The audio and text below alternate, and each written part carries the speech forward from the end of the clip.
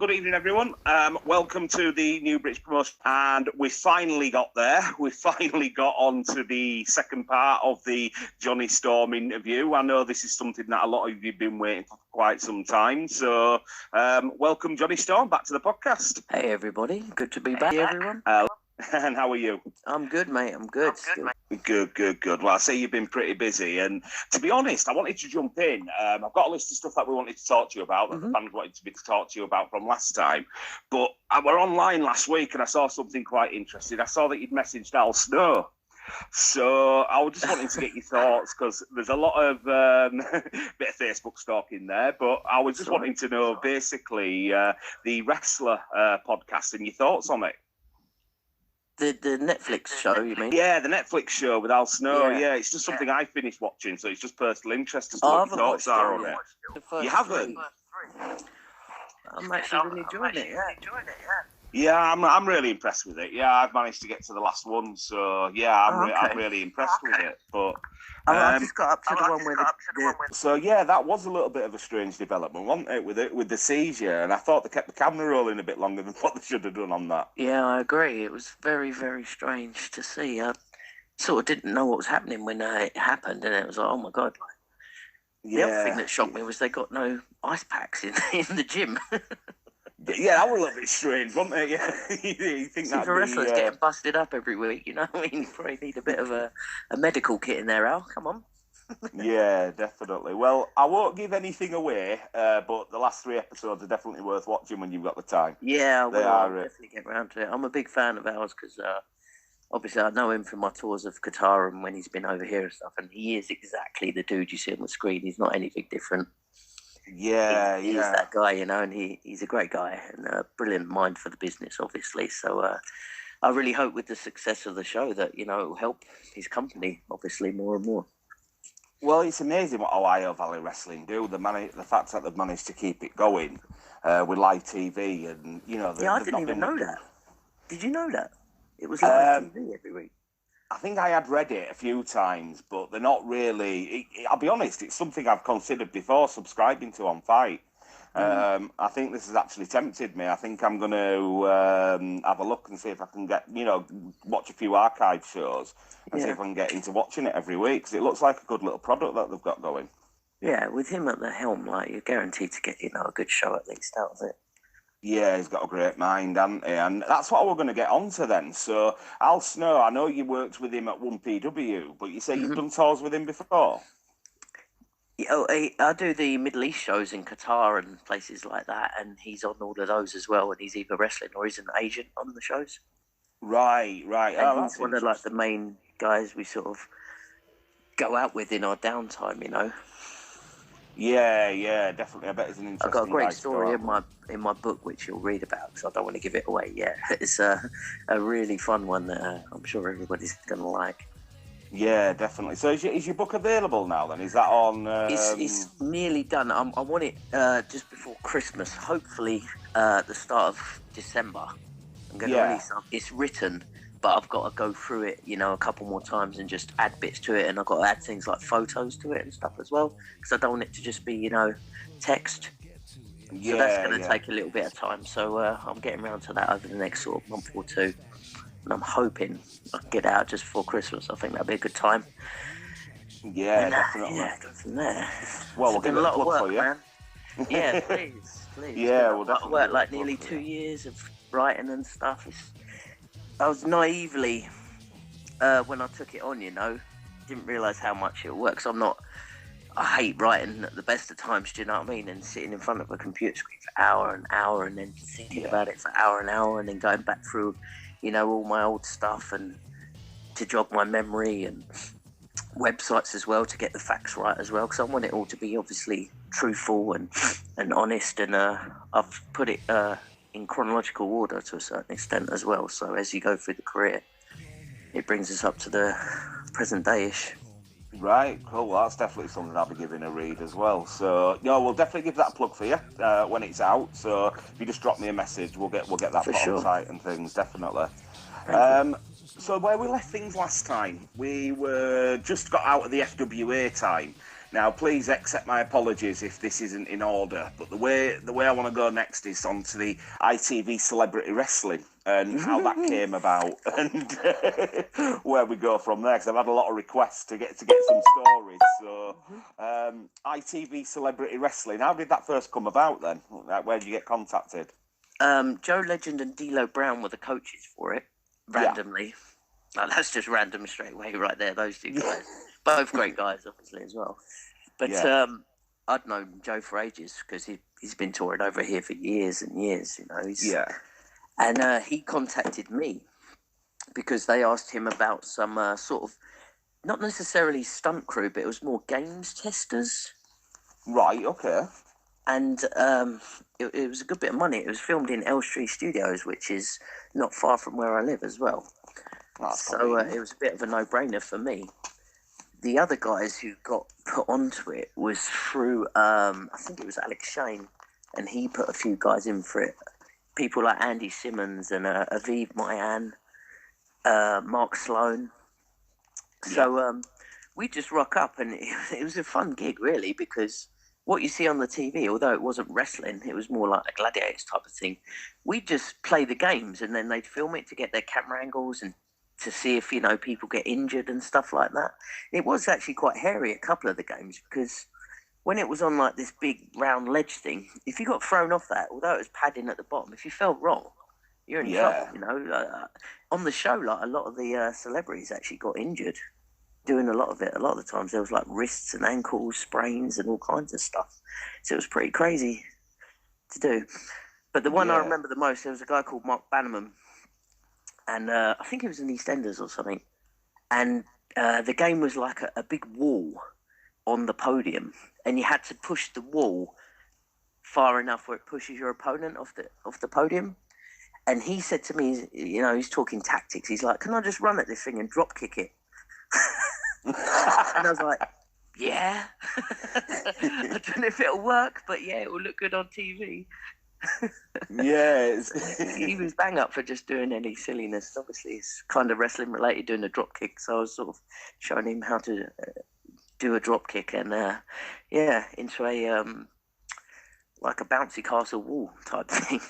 It was certainly an interesting watch, but am I right in thinking it didn't get a second season? Was it just the one season? No, it was sort of half cancelled half the way through because the ratings were terrible. Like, it had high hopes. When you watch things like X Factor and all that kind of stuff, it's made in the same sort of way, that big, you know, the pyro, the big introduction, the show open and all that kind of stuff. The only thing really wrestling related in it was the entrances of the celebrities when they come out and stuff. They had a bit of a gimmick to them. Victoria Silverstead, I think she had a dog. You know, they'd all have, you know, the fancy sort of wrestling outfit. But from then it just got into, it just wasn't wrestling at all, really. They might have had a couple of games that was in like a fake wrestling ring, but then on the corners there'd be like nets where you'd have to like get past your opponent and like dunk a ball or something like that. But the wrestling aspect was, you know, you sort of try and take him down to stop him getting past it, kind of like rugby, I guess, more than anything. And I think the fans didn't appreciate taking our wrestling sport, you know, that we all love and wanted to see in primetime TV, and just not be wrestling. Well, that's it, isn't it? I mean, your audience was going to be predominantly the wrestling fans, wasn't it? So to kind of insult them in that way, you've lost your core audience, and I can't see where else that'd fit into. I can understand why they should have just done Gladiators 2 or something like that instead, if that's because obviously Gladiators was massive. Yeah, it was. Like, beyond expectations, so I guess they wanted maybe a more updated version of that. But from what my understanding, because I researched it and I talk about it in my book as well, was that sort of halfway through, it might not even been that far, they moved it to a different time slot, something like I don't know, 10 a.m. in the morning on Saturday afternoons when nobody watches TV. Because it was in prime time, and the ratings weren't what they expected, so they just canned it, you know, and just run out the rest of the season in a slot that nobody would see it, basically, unfortunately. Yeah, like a graveyard slot. But yeah, I bet it were a lot of fun to do, and it'd be interesting to read the stories in your book, definitely. Yeah, there's a couple of good ones on that as well. Yeah. Now, please accept my apologies because this isn't something I watched and I haven't been able to go back and watch it. Did you have any involvement in the World of Sport relaunch that Jim Ross No, I commentated didn't. I was on? thinking about that You today didn't? randomly, actually. Yeah, no, I didn't get asked to do that, which was, Ah, it's a shame. yeah, nor Jodie. So, Yeah, you think, especially and it with it was being in Alex London Shane's as baby well. as well, who obviously knew us for, a long Yeah. time. So, yeah, I'm not too sure why we didn't get asked to do that. That's a bit of a Yeah. strange Well, one. We'd have obviously loved to it. But again, they tried to chop it all up and make it more non-wrestling-y. Do you know what I mean? It was weird. yeah. From what I saw of it, weird camera angles and stuff. Like when the guys are taking the bumps and they changed to I don't know, a ceiling camera or something like that. It was very strangely shot. I seem to remember him doing like a one-off show initially, and that was all right. That was okay. But then when the season came out, like you say, they tried to. I think they overthought it, and again they lost the core audience. Wrestling is such a niche thing. It's ready to go. It just needs to be filmed, and then maybe things like graphics and I don't know, lighting and things like that need to be elaborated more afterwards. But the actual core watching wrestling is what we do. You just need to film it. Yeah, no, I completely agree. People overcomplicate it, don't they? But yeah, it was a shame because I think that had a lot of potential, especially if they'd have put it in the old Saturday afternoon slot.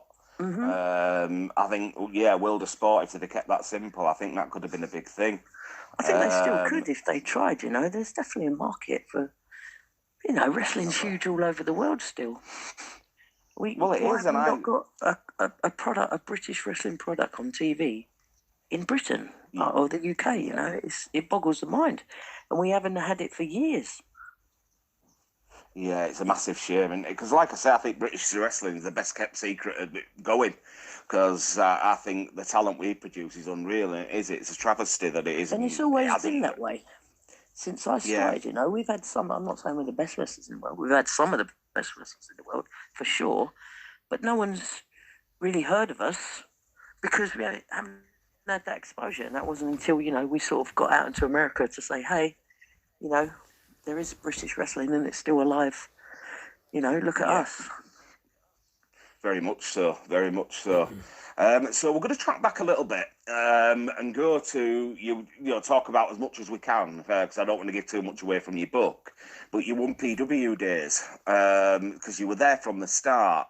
Yeah. Just talk through as much as you can. Just those early days with 1PW and how that all came about, and any interesting stories that you might have from there. I can't even. I'm assuming Steve Gauntly got in touch with us to work the show. Yeah. And all we knew of him was he ran was it a computer game shop or something? One Up Games. One Up Games. Yeah. He done really well and he was very successful with that. And he wanted to run a show in his hometown of Doncaster. And the venue was absolutely perfect for it. The Doncaster Dome, if you've ever been there. It was tremendous. The Dome, many times. Seating and a good entranceway, video screen and stuff like that. It was big time for sure when it first came around.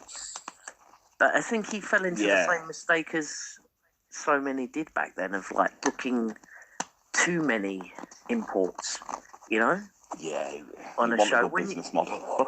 When you've got a whole show of just imports and with a sprinkling of Brits or whatever, then how long can you sustain that unless you're just... And the shows were drawing really well, but I can't imagine, just with the things like the flights and the visas and everything, the hotels, all the little costs that, the average person doesn't really think about. If you're flying in a wrestler, you've got to pick him up from the airport. That's your fuel, the parking at the airport, the hotel for the wrestler, some catering and stuff. Then you've got to get them back to the airport. It's a whole process, and it is a lot of money for promoters. Yeah, to do that, that's just for one. You got to do that times 20 or whatever. It all adds up. Yeah, I mean, there were great times, but like you say, it couldn't have possibly been a moneymaker, could it? Because, honestly, I don't know. Because he was around for, a couple of years? So he must have been doing something or making some money. There was many relaunches in there. The fans were definitely the winners because they got these amazing wrestlers on these amazing shows for a good couple of years. Yeah, You know, it was. I can't There really were say amazing times. yeah, I can't really say anything bad about Gortley as far as money went on my end because he always paid me. Yeah. I don't know about everybody else, but there was only one time near the start where we had to go to a car park after a show to get some money out of a cash point. But he did pay it. You know? Well, there you go, as long as you He did got pay paid. it. I mean, I prefer not to go to a cash point after a show and get my fucking money. But I'm assuming where he's got a million Americans on, he's got to pay all them, top whack, then it's going to dwindle the funds significantly. But if you're going to run a show at the end of the day, you need to have the money before you run the show and know that you've got everybody covered. And that's a little bit of a good thing nowadays, seems to be covered in a little bit. A lot of promoters are paying the guys before the shows. So you don't have to worry, about not getting paid or hassling, the promoter after the show or whatever, and you can be on your way because you've been paid already. Yeah, no, that certainly makes it easier, definitely. I mean, one of my best memories of 1PW, because I went to a lot of the shows, was you winning the tag titles with Jody against Styles and Daniels. Yeah. Just talk me through that night as much as you can in that match, because that match didn't miss a beat. It was unbelievable. Oh, thank you, man. It was a whole tournament, wasn't it? And that was a combination of the first events, right? We were in the first ever match for 1PW. Remember that? It was me, Jonny, Chris Sabin, and Jerry Lynn, I believe. Yeah, I didn't go to the first show in October. Okay. It was January. The No Turning Back show was my first one. So I wasn't at the actual first show. I did get the DVD of it, though. Yeah, this was we were in the first ever match, and it was fantastic. Just fantastic. Really, you couldn't knock it. What he had done and produced for someone who'd never had no promoting experience before as well, you can't deny, was very, very impressive. Yeah, it was. Yeah, absolutely. Absolutely. And that Styles Daniels match, like I say, it were unbelievable. I mean, did you have much communication before? With it being a tournament match? I mean, how much time did you have to put that match together? Was it? It was over 2 days, so I think we had. Yeah. I'd have to go back and look at. I don't know if we had 2 matches before it, because that was obviously the final of the final night, day 2. So I don't know if we wrestled on the show before that. I'm assuming not. So it might have just been like the semi-finals and then the final, if you know what I mean. Yeah. So, yeah, like any show, if it's, you're there all day, it's a long old day when you're at the big shows, because they've got to get everything right, whether it's, testing out the entrances and stuff like that. So you do have quite a bit of time. But I guess you're getting at if we had a match earlier in the day, then to get round to the next one, yeah, that can be a bit of a mission. But obviously the finals, the main one that you're going to want to make as good as you can, or the best you can, should I say. So not that I can remember we didn't have no time or anything. It's one of those ones as well where everybody's a pro in that match, like a proper 100% professional. So you should be able to go in there, even if you haven't got the whole thing down that you want to do or whatever, and still have a great match. You haven't got to work A to Z out every single time, do you know what I mean, for it to be a good match. That's one of the aspects of being a professional wrestler. You should be able to go in there with anybody and have as good a match as you can, right?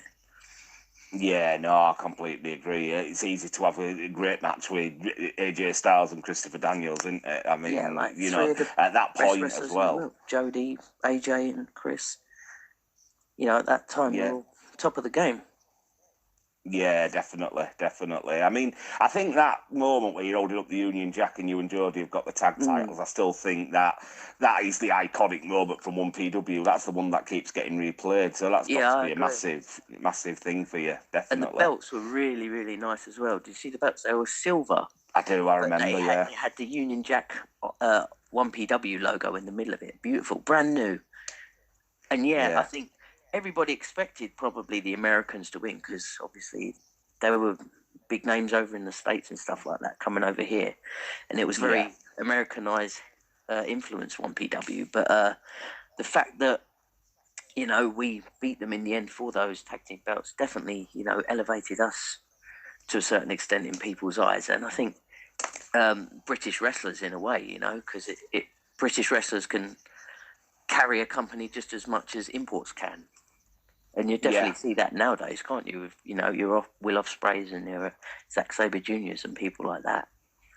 So we've always had the talent. It's just getting that exposure, you know. That's the tough. It's that profile. It's that profile, isn't it? Definitely. I mean, obviously, when PW has since come back, I went to their relaunch show, and they managed to recapture the magic. Now, I've been busy with everything else. I haven't been to one since. But has there been any talks with Stephen about you possibly going back and, you know, at least doing a show with them? Originally, yes. Right. But Jody is, I don't know if you know, but he's been injured for about a year now. He done his Achilles heel, which is quite a serious injury, so that's kept him out for a while. So it was sort of decided that, you know, there's no point in me coming back as a singles, because our whole thing was the tag team in 1PW, right? So if we were going to come back, we got to come back as the tag team. Yeah. Well, hopefully it's sticking around and you get the opportunity to do that, because that'd be a massive thing, wouldn't it? Definitely, because it's like there's something missing there, especially from the tag division. But I think they're doing a show again in October, so hopefully that's successful and you and Jody get the opportunity to go back at some point. Right. So we'll move on to what you're doing now. So I see a lot that you're touring the continent quite a bit. You've been over in France and things. Yeah. I mean, how has that all come about? How long have you been doing that for? My entire career. I've never not stopped. I've always gone to Germany or France, or Italy or somewhere like that. It's just, it's constant, man. It's not a new thing. But last weekend was a good little weekend in France. That was a nice little training weekend and a show as well, which I like doing, because it's good to get a look at all of the talent overseas as well. What are the difference with the crowds there? You know, there'll be a language barrier, I presume. I don't know if you speak the language or not, but I mean, what are the difference with the crowds and the British crowds? Nothing.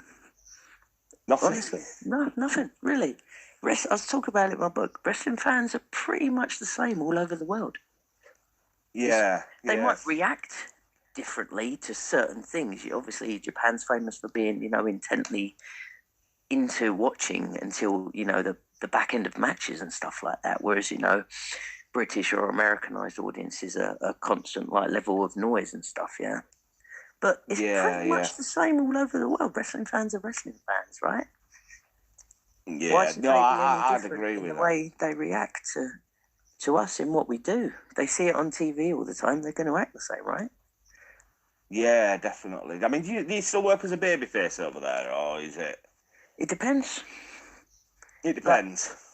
Normally babyface nowadays, because I've got that sort of longevity thing behind me. Do you know what I mean? Where everyone sort of respects the career I've done, and you know they'll play along and boo me if they have to, but they sort of want to like me, I guess, because you know, the time I've put in and stuff. Yeah, have you got any tours planned coming up before the end of the year? Is there any? I'm in Germany next week. We're hopefully heading back to Qatar early next year, which is always fun tours and stuff like that. Yeah, just the usual, man. Really, as and when it comes in and stuff. Doing a lot of like I say, these seminars and shows now, which I'm really enjoying, for a lot of companies up north. A lot of good companies. Like, I've wrestled for them for years and stuff. But it's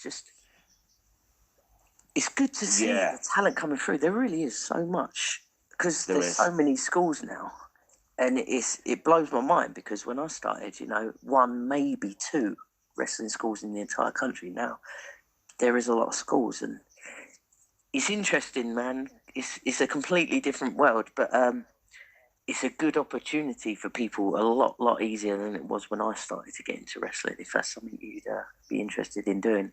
But it's not for everyone as well, saying that at the same time, because you can't just walk in thinking you can become a wrestler. You'll realise just little things like running the ropes makes you tired. Falling down hurts. You know, these things, it's not what you see on TV. There's so much more to it. But I'd encourage anyone to give it a try if they got passion and a love for it. And now's probably the best time in the world to do it with all like the opportunities. Yeah, no, absolutely. I can speak from experience. I tried the wrestling thing. I did it probably training for about 2 years, and I had to find another way to get involved. It just wasn't for me. But there are other ways, aren't there? You know, like becoming a referee or getting involved in the promoting side of it. You don't have to, you know, be running the ropes to be involved. No, 100%. No, it could be a manager.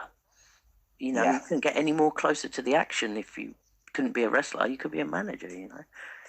There's so many aspects to wrestling, and with, you know, streaming nowadays and stuff, there's a lot of other opportunities more on the technical side of it as well. So if you just want to be involved in that side of it, you can. And like I say, there's a ton of talent out there, and again, it's just that exposure which we haven't got. Going back to like the world of sport thing, why can't they have like a British system, you know, where these guys come through it and then they get into like a big time British company on TV? It just needs that money, doesn't it? You know, it needs that investor. That's AEW. Tony Khan, a billionaire wrestling fan who just thought he could do it, and he went out and he smashed it, and he's now the number 2 company in the world. It's as easy as that if you got the money. Yeah. I guess everyone in England like that come along. No, the money's definitely there, and I do hold out hope some days that, you know, that somebody will come along. They've got to, because I do think we are. Yeah, never been a question of talent. Absolutely not. No, I mean, is there anybody up and coming at the moment that you've seen, you've been on the show with, that you'd like to get in the ring with? Is there anybody that you've thought about? Oh, so many, man. I wouldn't be able to do it justice for the amount of people. All I'll say is, like, get to your local wrestling shows. Check out these guys, because you'll be surprised. You know, I always say treat it as, you know, your local football team, wherever you live. You've got the Premier League, right? That's number 1, the top. But you've got to have these lower leagues to season these guys and let them learn their crafts, and then they get into the big time. And that's what independent wrestling is. You're talking about OVW. Their sign is the Stars of Tomorrow Today, right? Yeah, I like that. It's exactly that. Yeah. If you want to see guys on the up, and obviously guys at the top of their game as well, who never got a chance or didn't make it for whatever reason, you're still going to get a great show. So I'd advise anyone just to go check out your local wrestling company, or travel and go see your local independent wrestling companies, you know. There is a good following of independent wrestling fans in this country, which is amazing, with no TV. It's just, it's the internet, isn't it? And it's getting bigger, and there's the talent there, and I do hold out hope that one day that they'll get the profile that they deserve, because I think there's a lot of guys out there that deserve to be on a higher level than what they are at the moment. But definitely, there's so many stars at the moment, and if you go to your local independent show, you can guarantee in 5 years' time there's going to be at least 1 or 2 of those guys that are going to end up in WWE or AEW, because the talent there is immense. Sure. It's a shame, like we say, we can't have that place in the UK. We have to go abroad to, you know, get that full-time contract or that exposure or whatever, you know. And it's been the same pretty much since day one when I started, which is the unfortunate thing, I think. We haven't got that number 1 big league here that's, you know, on TV and you can make a full-time living out of. Do you know what I mean? That's what we need. Yeah. I mean, obviously some guys are still going to want to go abroad. But, you know, there should be something to shoot for in this country as well, and I don't think there is. No, we just need that money man to come along, and our money woman to come along and, you know, invest, you know, put that investment there, and you can guarantee it'd be successful, definitely. So with regards to, I mean, hopefully not anytime soon, but when it comes the day that you leave your boots in the middle of the ring, are you still planning on being involved in wrestling? And have you any idea as to what role that would be?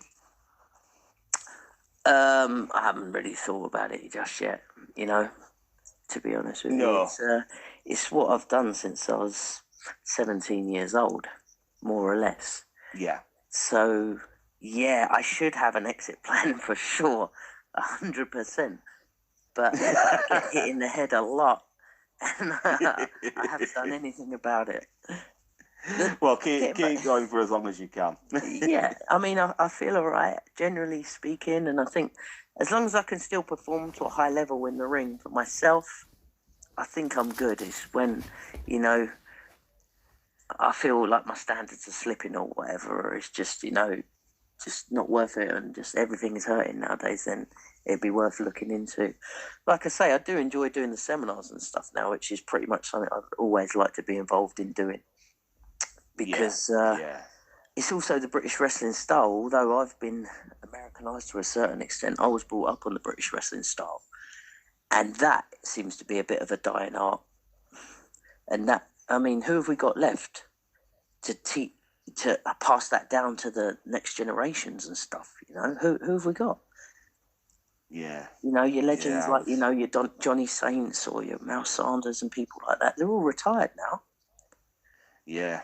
Yeah, no, I get what you mean. I was going to get onto that with regards to the state of British wrestling compared to when you first broke in. We've gone on to the talent coming through, but I mean, what's your thoughts on the state as a whole on British wrestling today? I don't know. It's hard to say. You know, some people are doing really well. Some shows aren't doing so well, but that's wrestling. Not every show's going to be a smash, you know. It's not going to be a sellout or whatever. You know, it just maintains itself, I would say. There's ups and downs but again, it comes back to like the exposure thing again. It's up because we're getting a ton more exposure, whether it be online or streaming services or whatever. There'll always be shows, no doubt about it. Yeah. No, so I mean, I'm not worried about there never being independent wrestling because I'm sure there always will be. What would your advice be then? You've been in the business long enough to give this. If somebody was looking at starting up a promotion, what would you do in their position with the current state of British wrestling today? Well, if I was running the show, first and foremost, if it's my money going into a show, then I would make sure I've done everything I can to make sure that show is successful. Yeah. So, like, I would hammer the advertising, you know. I'd get... The internet is free, right, to advertise. You know, you got your Facebook, TikTok, Instagram, whatever. So you get a good quality poster made and get a decent venue. You get a lot of good wrestlers. And it's up to you then to market that. And I know it's hard nowadays because there's so many options for people to do stuff, not just wrestling around, But you need to make sure you know in your heart that you've gone out there and you've posted as much as you can, you've flyed as much as you can, you've spread the word online as much as you can. If you do all of that and the show isn't successful, at least then you can say to yourself, well, I did absolutely everything I could to make it successful and it just didn't work this time. And that might be down to, I don't know, a location or a venue or something like that. But, you know, if you can walk away from it and just say, you know, I did everything I could and it was either successful or not successful, then that's what I would say to do. Yeah, I think you need to be prepared as well. It's your money at the end of the day. That's it. And I'm assuming you want to make money, right? Absolutely, yeah, definitely. Some of those first shows coming up next week, definitely. Sure, so like, you know, do everything you can. I mean, it's not hard to get, you know, wrestlers to retweet a tweet or share a post. It costs us nothing. Yeah. You know, it's nothing to share a post. Well, that's it. Like you say, there's much more opportunity. Yeah, you're promoting yourself at the same time. You know, I'm going to be in Sheffield in 2 weeks' time. Come on down. Here's a link. How long does that take, you know? Like 30 seconds. It doesn't, absolutely not. While we're on that subject, Jonny, I'll be cheeky. If you could share the poster for my show, I'd be really appreciative if you could. 100 quid. Of course Oh, right, I will. okay. Of course I will. Thank you. No, I really appreciate it. And we do hope definitely to get you back on the show, Absolutely, certainly man. early next Absolutely. year, because, you know, your matches have been amazing. The first time I saw you in the dressing room, I went straight into Mark mode. I went straight into 1PW mode. So, so no, it would be awesome to get you booked on the show pretty soon. But For sure. You've got a good Jonny, crew there as well. Your guys are really good. I really like Tommy as well. Obviously, you have Martin Kirby helping your guys come through as well. So, yeah, you've got some definitely. talent there. Yeah, we definitely do. The potential's there. I think we've got the right team on board as well now. You know, to really start taking it forward. So no, Yes, I'm looking mate. forward to it. But Jonny, it's been an absolute pleasure to have you Always, on, mate. and Really. Always good fun. yeah, and we'll get you on. It might not be, you know, as your book gets launched, just to have a chat about your book, Yeah. Hopefully and around give that a December plug. time. Definitely, mate. That'd be great. Yeah, definitely. Definitely. If you can let us know, that'd be awesome. But I will do, no, man. ladies and gentlemen, thank you very much, Jonny Storm. It's been an absolute privilege, and I'm sure it won't be long before you're back in New British Promotions and we get a decent matchup from you. So, no, I really do appreciate you taking the time to talk to us today. Thank you. My pleasure, mate. New British Promotions, baby. Yeah, absolutely. Absolutely. I appreciate that. Thank All you right, very mate. much. No All problem. right, Jonny. I will speak to you soon, and good luck with the book. Thank you, brother. Take care, man. All right. See you later on. Thank you. Bye-bye.